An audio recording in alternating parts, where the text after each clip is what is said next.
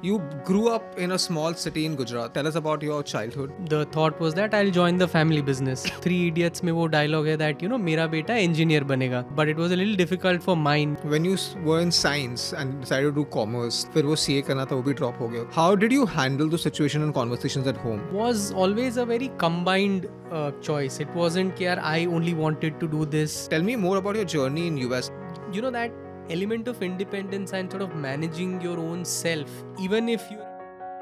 So coming back to India, did you think about taking a job or you want to start off something on your own? I was supposed to do a smart mirror project. I also decided not to do it. How did you get your first client in advertising? You had to take the portfolio that the design studio had. First client that we had, I think they were paying us or something. Jewelry, normally you will see the bigger brands spend a lot with brand ambassadors. So how did advertising marketing come for jewelry that way? I was talking to jewelers and non-jewelers both. But I think for jewelers, eventually...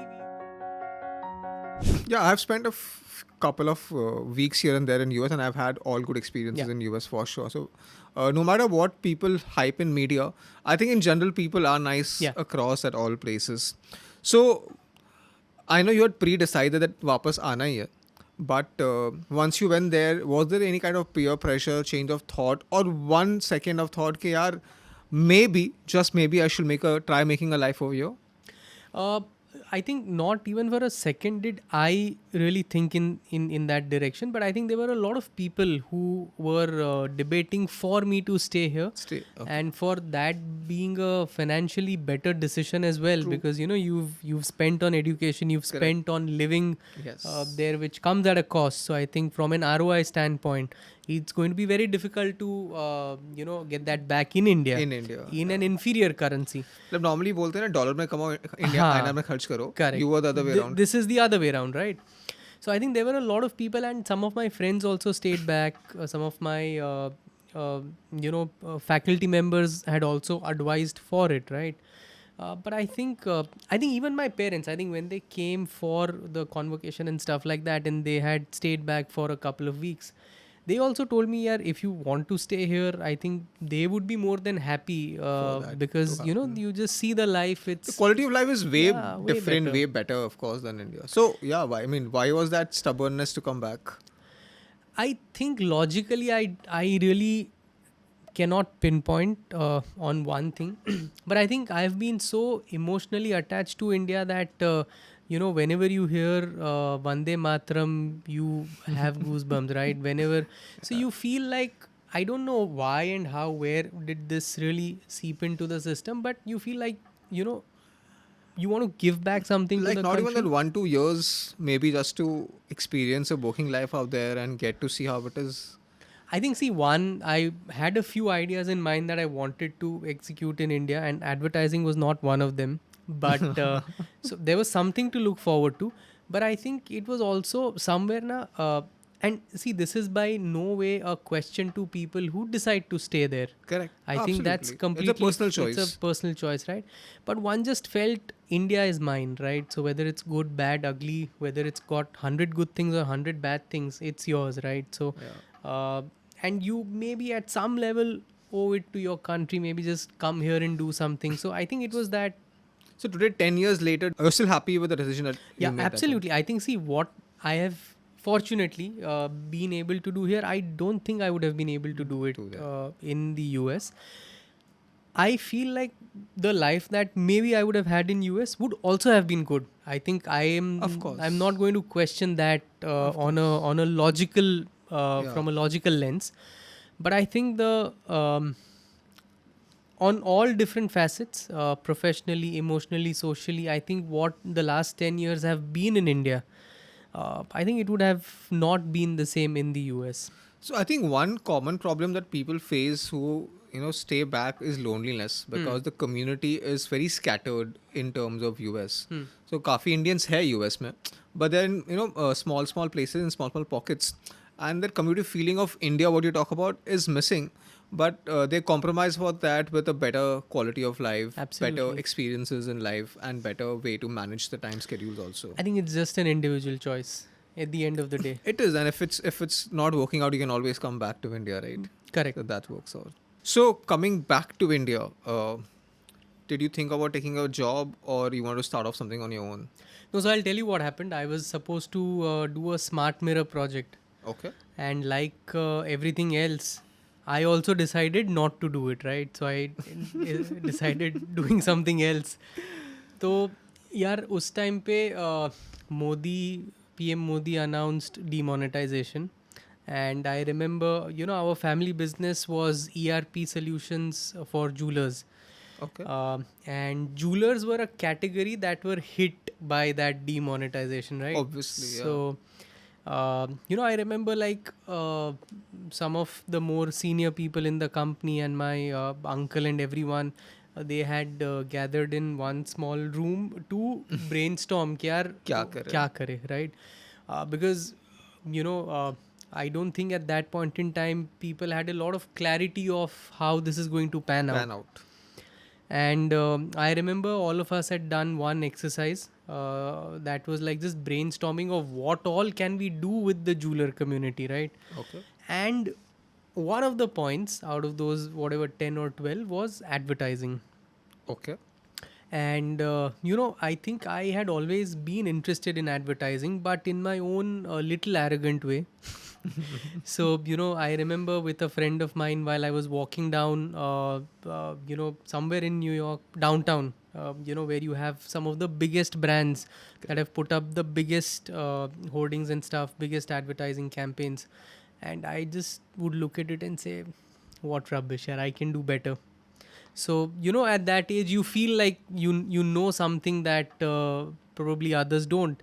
So, I never thought I'll pursue that, but that kind of stayed back with me. And then when one of the points on that whiteboard was advertising, maybe that we can diversify to. Thankfully, the business did not eventually need to diversify because things sort of went back to normal. Right. But different stakeholders picked different points to work on. Okay. So my uncle picked something, my aunt picked something, someone else picked something. I had picked that.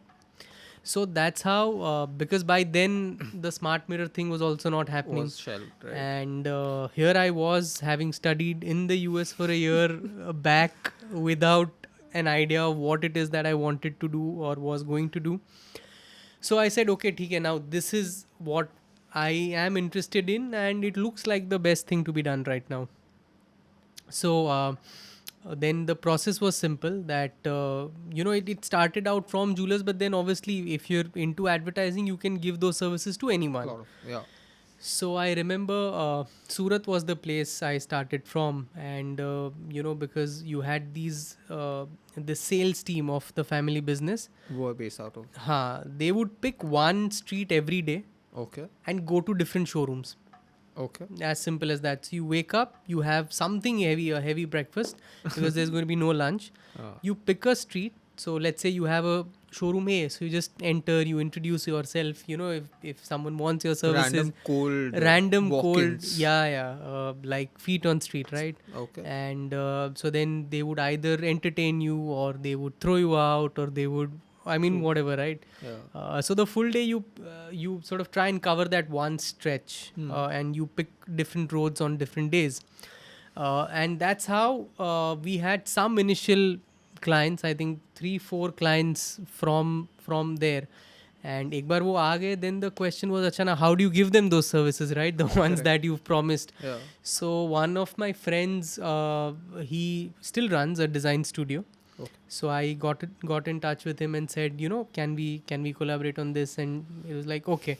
But at that point in time, they were only going to be design partners. So, business development, servicing, digital, copy, all of that. So, but client ko to aap ye bol nahi sakte hain. So for the client, you just say, normally we have all of these different teams, but your case is so special कि आपके लिए तो servicing मैं ही करूँगा. अच्छा. He would also not know that there was no one else back then, right? Right. So that's how we had some initial clients.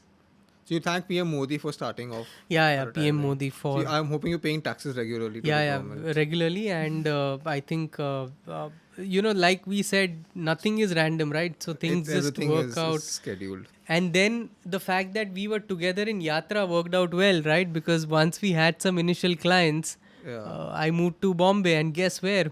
To my residence. Yeah. I've still not got the rent for that. But anyways, coming back to the point that how did you get your first client in advertising? Like, why will someone trust you? Apart from the fact that it comes from a family reference. Yeah, no, I don't even think it was family reference. Okay. So I think what you had to really do was you had to take the portfolio that the design studio had. Understood. Right, and then you had to be presentable enough, and your pitch had to be convincing enough that they would trust you. And at that point in time, I think the first client that we had, I think they were paying us something 15,000, 12,000 or something. So it was as cheap as that, as right? Possible.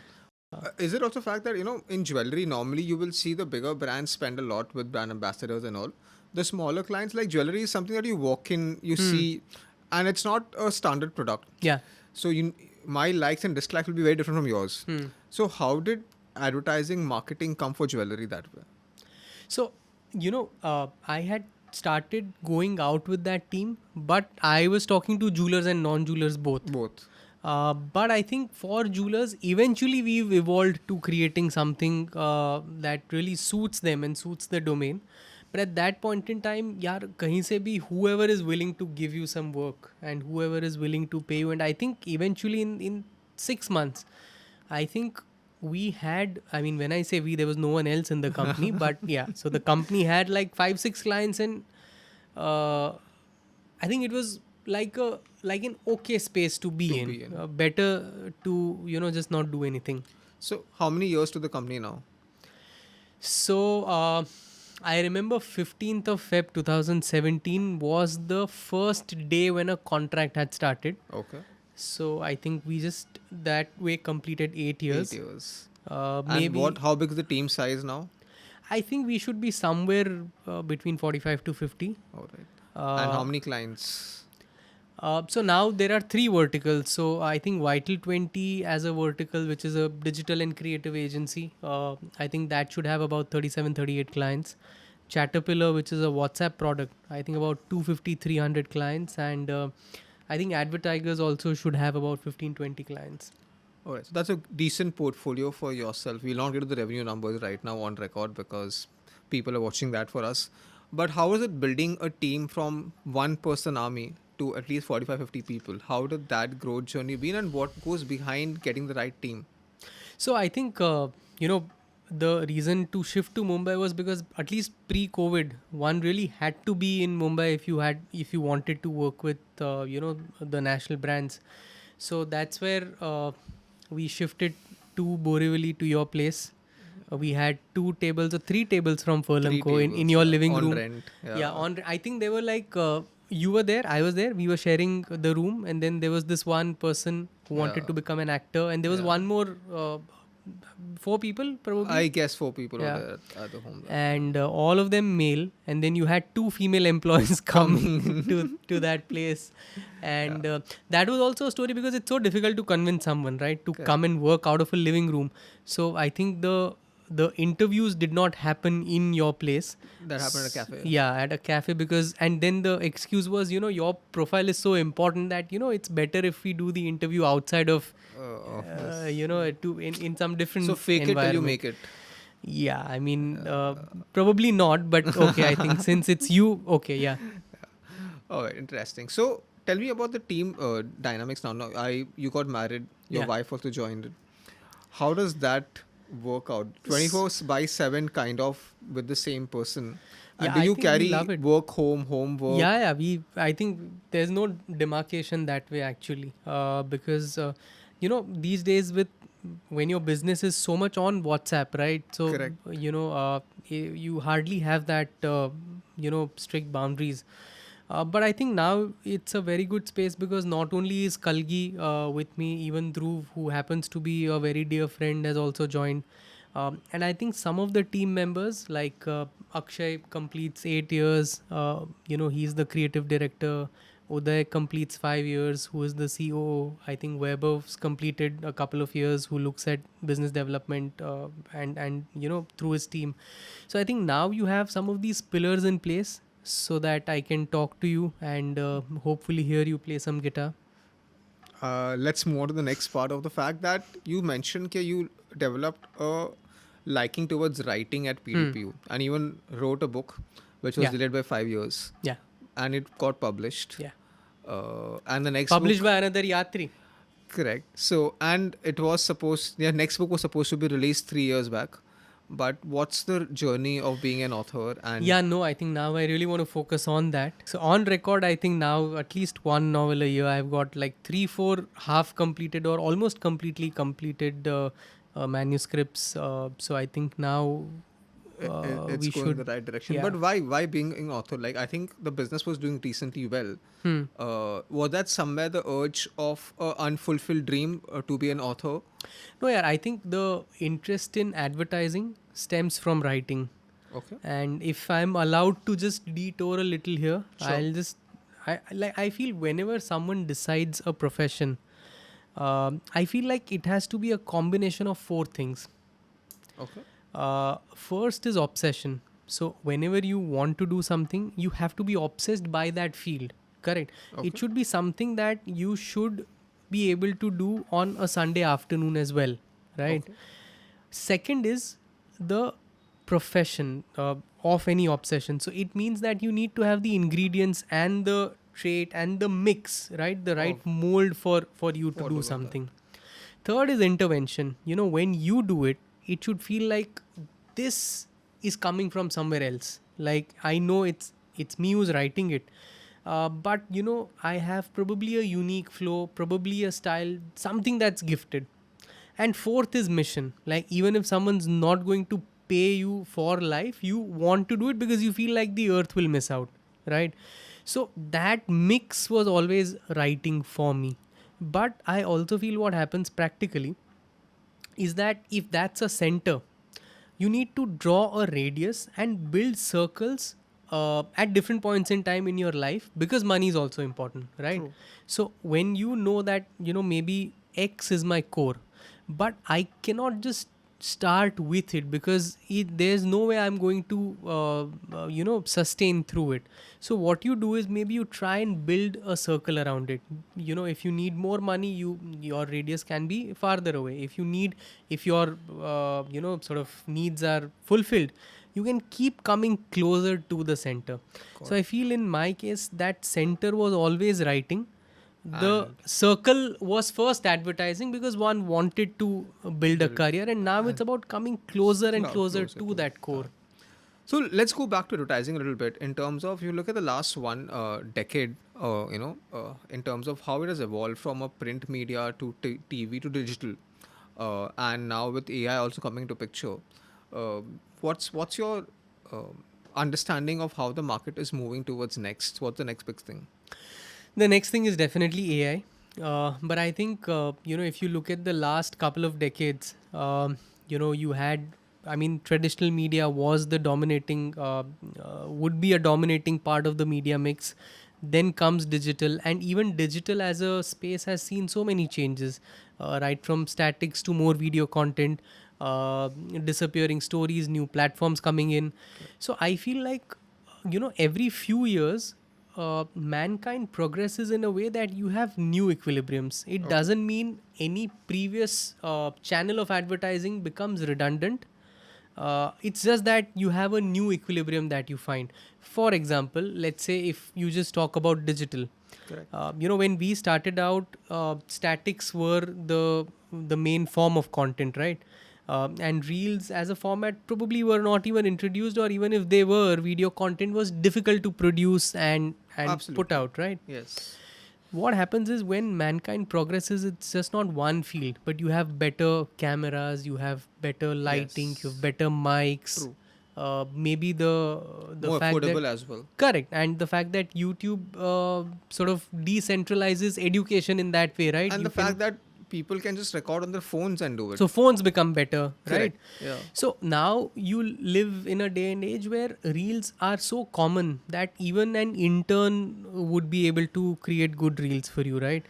So if you look at the shift, back when we started in 2017, video content as a format was exciting. True. So what happens is when you have an exciting format, even if your content is mediocre, because the format is new and exciting, it'll get consumed. It gets more. Now, when creation is decentralized, when Correct. the cost of execution has come down, what happens is that the cost of thought has to go up. Now the question is, what kind of content will And what is work? being consumed Correct. by people. So, in all fields, for instance, when OTT first came in India, one would think that people thought theaters will discontinue. Correct. And, but they coexist. But now they coexist, because you've got your smaller, cozier films that you prefer on OTT, and you've got these big films that you might want to go to a theater for. So I think similarly for advertising, it's not that any of the traditional mediums is going to die or become less useful. It's just that it's a new equilibrium that now starts you have to establishing find. itself. So, like you're talking about, content creation has become so easy on phones. Anyone can be a creator today. Has that also changed the way people look at marketing and advertising today, in terms of just creating ads? At least a decade or more back, brand ambassadors were a big thing. Like if you look at a Coke or a Pepsi, you will not relate it without a Shah Rukh or a Salman or a Sachin Tendulkar for that matter. Today that's got reduced drastically, and a lot of these big bold advertisements have now moved to the digital platform using these influencers and content creators. Is that a conscious shift in terms of the thought process of brands from an ROI perspective, because the users are over here, or how is it? So do you believe a bad product can still be sold through good marketing? I think a lot of people might have a very faulty definition here. The marketing cycle starts with... We use a lot of micro-influencers today, getting embroiled with one comment. What's your take on that? It's a society that is not really fond of success stories of other people.